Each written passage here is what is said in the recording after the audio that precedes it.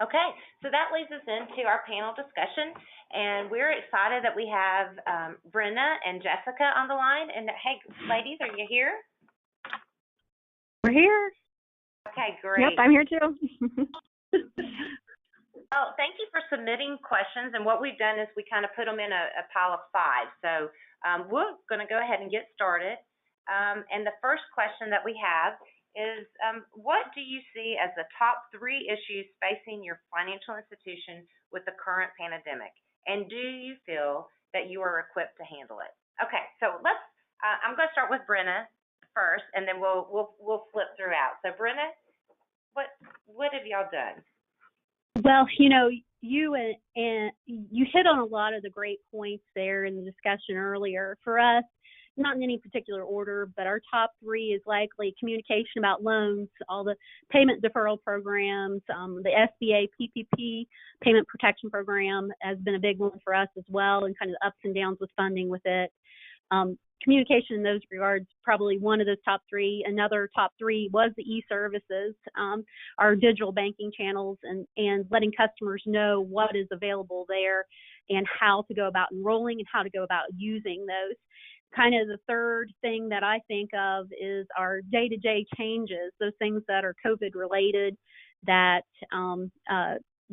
just a little here and there is our how late is our drive-through going to be open at this specific location? How are we notarizing documents? Those kind of little things that everybody takes for granted, but that we have major changes in how our procedure works for those kind of things just due to the pandemic. So kind of those are kind of hitting the top three for us, those issues, the loans, getting word out about e-services, and those day-to-day changes. Very big departure from what we've seen in the past, where you're pushing product, pushing institutional brand, being there. We're really turning the corner as truly a more service-oriented business in relation to COVID-19. Yeah, great. Yeah. And how's your sales department? I mean, are they swamped? I mean, are you seeing the same trend where you're really not losing business? Yeah, of course. Our if you talk to our loan officers, they'll say that they're working 24/7 now. If you talk to anybody in our call center, they're equally busy right now. We're getting influxes of calls, emails. And these, when we're able to leverage an online platform like Deep Target, it really helps us to get that information out proactively so that we're not bombarded and that we're freed up to do the things that we need to do. Really feel that Deep Target helped us in equipping us for that. And I'm sure I'll talk about that a little bit more when I talk about, if we talk about some best practices later, but we're able to use that interface to really get that information out proactively and not behind the curve. Yeah, that's great. And Jessica, what about you? And I failed to mention that Brenna is with Ohio Valley Bank, and Jessica is with Financial Credit Union, United Financial Credit Union out of Michigan. So we got Ohio and we have Michigan. So Jessica, how are y'all doing? Yeah, ours are really kind of the same as what Brenna talked about. Just all the same thing. And really the biggest one we have is just how quick things changed, especially in the beginning. Every day was something different. Every day something else was closing, and just being able to use digital to get that messaging out there quick to our members. It really made a difference, and the ability to easily change the messaging that we had to get the word out there was really helpful. Yeah, absolutely. It is, especially in the beginning, it was really crazy, right? And you didn't really know how long it was going to last. And so looking back, it gives you some perspective. So, okay, well, let's move on to question number 2. With lobbies closed and working hours reduced, what has changed in how you communicate with your customers/members and how they communicate with you? Yeah, that's interesting. Okay, so Jessica, let's start with you this time.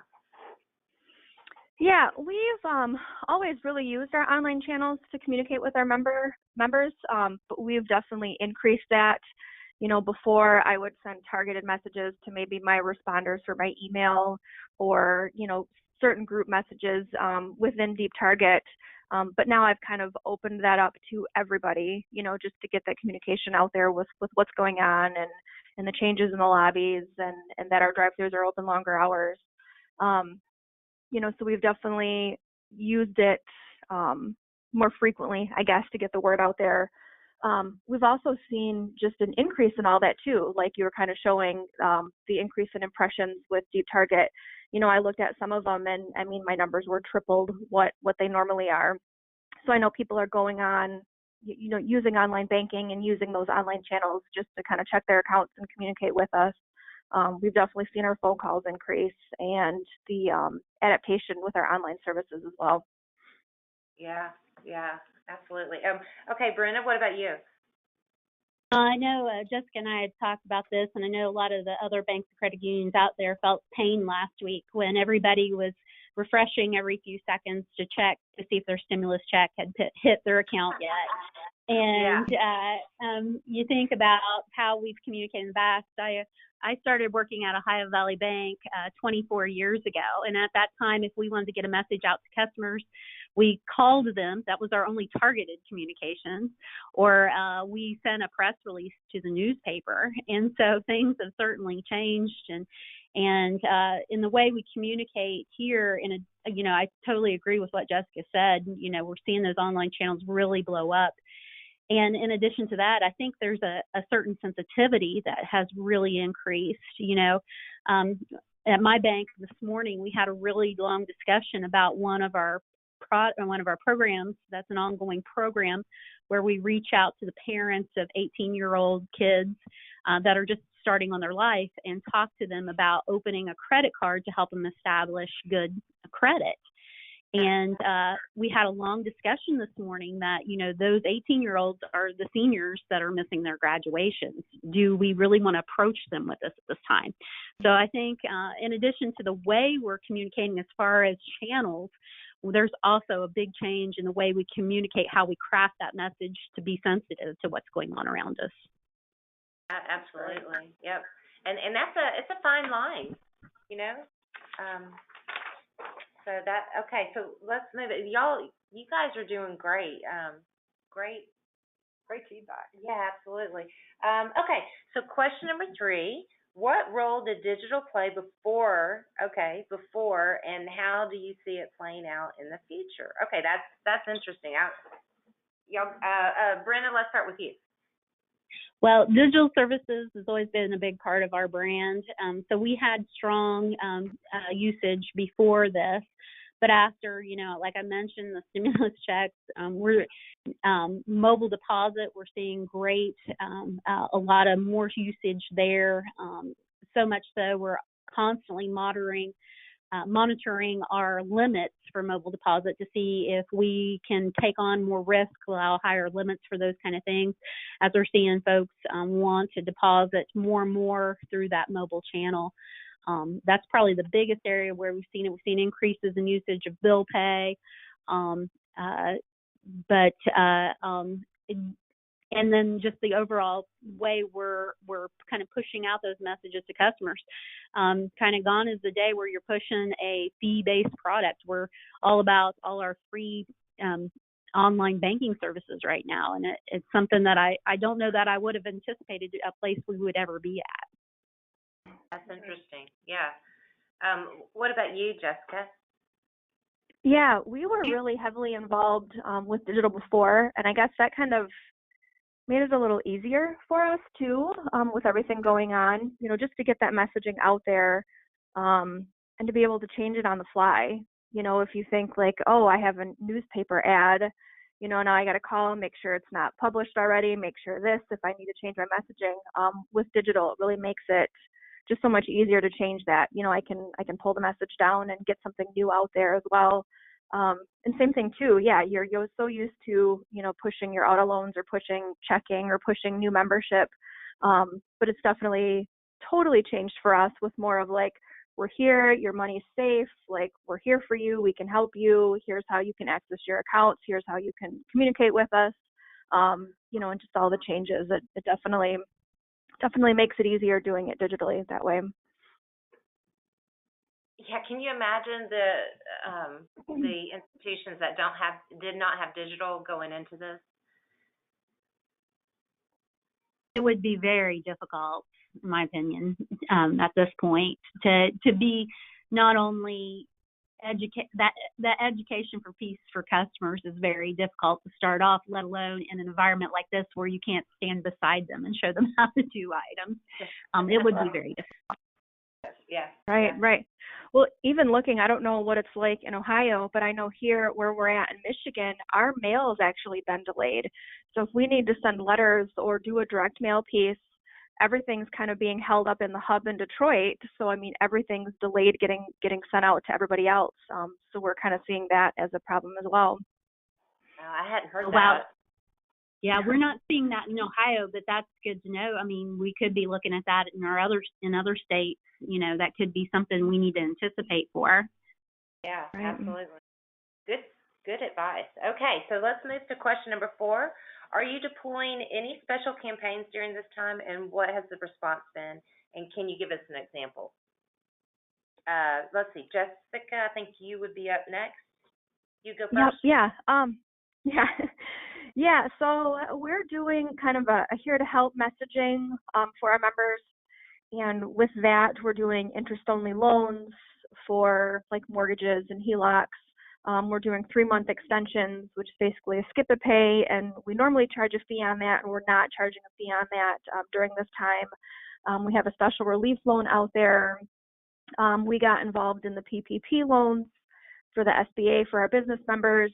So we have, that's kind of the messaging that we're really putting out there. I know the response has been really high on a lot of those, and members are just really appreciative that, we have something out there for them.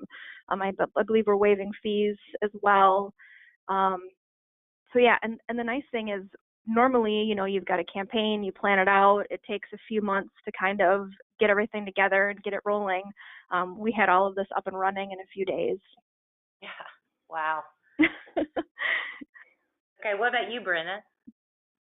Well, we're doing some of the same things like payment deferrals, the PPP loans, skip a pay. One of the things that we decided to do early on was we have Christmas Club accounts, and we decided to waive the early closeout fee if anybody needed those funds before Christmas. And so we launched a mini campaign for that.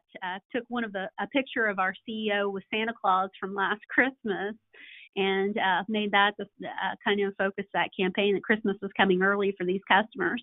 And we're able to use those digital marketing channels to really target that to those account holders, and then did some extra promotion on social media so that the folks in general could find that if they didn't see it otherwise. But and then we also supplemented it with some other traditional advertising. But that was kind of one of the neat things that we did. The bill pay ads that you showed a little bit earlier, we run an annual campaign through Deep Target, letting customers know that they can do a gift check through our bill pay system. That's actually an extra fee to do that. We're looking at waiving that fee during the month of May, but I'm not sure that's going to happen yet. But it's pretty nominal fee to do that. But it actually, if you go into our bill pay system, if you do, it's called a gift check, and it'll actually do a picture with a pretty graphic design on it for graduation, and you can have that mailed to the graduate. So that's something, unfortunately our mail hasn't been slowed down any, but that's something that we've been pushing out to customers. That's something we do annually, but we actually released that a month early at the beginning of April when all this started up, to help comfort customers to know that they could still congratulate their senior even if they aren't going through graduation at this time. And then we actually have a dedicated financial literacy person on staff that their job is that they do regular programs in the local schools and adult programming. And with the schools being closed up, she's taken everything that she does in the classroom and created videos, and we created a virtual classroom. So we're slowly leaking those videos out on social media, and then once all the videos are out, we're going to do a pickup campaign through Deep Target to let folks know that those are out there. Parents and kids can view them together. So, and this all kind of ties into the ABA's Teach Children to Save Month as well. So, it's kind of a neat other thing that we're doing. Those are some great ideas. They are great. I can't wait to hear the response for all those because they sound like great campaigns. It's just so interesting. Yeah, go ahead. Oh, I was just going to say, in Ohio, our teachers are still continuing to teach even though schools are closed. They're doing all their teaching online. So a lot of these teachers have been doing this for a few weeks, and they're really struggling for content and for things to show the kids. So a lot of our local teachers have really embraced this as extra free resources they can have for their classrooms. Yeah, that's brilliant. So in that one, you're mixing community with educate. I mean, community outreach and education. So those are incredible. Yeah. And the kids need this kind of content. So, I mean, that's just great. Y'all are doing fantastic. Okay, so let me go to the fifth. This is our last question. Although it has been a short time, can you point to any best practices or lessons learned about customer community engagement that you can share with us? And you've already kind of talked around it, but if Brenda, if you could start, I just can't wait to hear what you got. Yeah. Well, I know Jessica mentioned being able to update your ads quickly, and I think that is very true. And in fact, I'd like to add to that using your backlog of ads. I know in Ohio, they called off school, and then it was like a very quick downward slope until we were in stay-at-home status. And so all that happened very quickly, changes by the hour, and our team became overwhelmed very quickly with the messaging that needed to get out to our customers. So we were able to go into Deep Target system and basically shut off everything within just seconds, and then pull our backlog of ads that we've used in the past that were already approved. I know there's got to be other banks and credit unions out there like me that it's not the marketing director sits down and creates an ad and then they can upload it to the system. That's just not how banks work typically. Usually you have some process and some different steps of control in those, and usually a legal compliance review of ads as well. And we have that as well, but it was great to be able to go into that backlog of ads at Deep Target and just pull out ads that were already approved and start running especially where our digital services were concerned, with rules already built and everything. So we just actually, we turned off our advertising and then went back through, and anything that was e-services related, we turned it back, turned it on, and just corrected the date that it was going to run. So that was able to get us up and running very quickly. The things you guys said would be the things that I would point out to communicate often. A lot of times we think we don't have quite everything yet. We think, well, and especially in this current situation, there's been times where we said, well, we know this is going to change in an hour or in a day or in 2 days. But we found that it's much better to go ahead and communicate what you know for fact at that point and then add updates. People really appreciate that much more than you waiting to tell them. Everybody is very antsy. There's a lot of anxiety out there, and they want that reassurance. They want to know quickly what's going on. That's great advice. Okay. And Jessica? Yeah, a lot of the same things. Just the ability to change those messages really quick. And yeah, just the frequent communication and almost like over communicate with our members to let them know what's going on and what we have out there. Yeah, just so much anxiety, and even just to have a resource of the facts, get reliable sources with information and, that they can kind of use to look at, especially with social media and everything flying around out there. It was hard to believe like what's true and what's not true. So just having that resource for them is definitely helpful as well. Yeah, great advice. Well, y'all are doing a fantastic job. We might be checking back in with you in some other webinars to see how things are going. So we really appreciate Brenda and Jessica being on this call today and taking the time. But great job. Y'all are on the front lines, and we look forward to hearing what else that y'all have. So, great. Thank you.